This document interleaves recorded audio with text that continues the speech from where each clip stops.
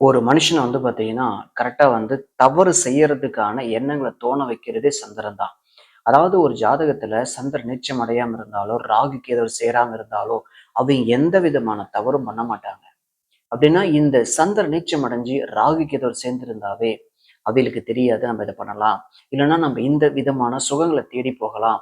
இல்ல அப்படின்னா, நாம இத செய்யும்போது நமக்கு ரொம்ப சந்தோஷமா இருக்கும். அப்படின்னா ஏதாவது ஒரு வில்லங்கமான வேலைய செய்யறது.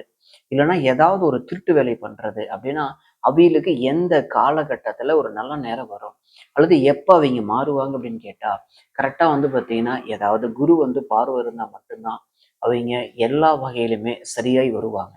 இல்லை அப்படின்னா திரும்ப திரும்ப அவங்க பலவிதமான தவறுகளை மாட்டிகிட்டே இருப்பாங்க.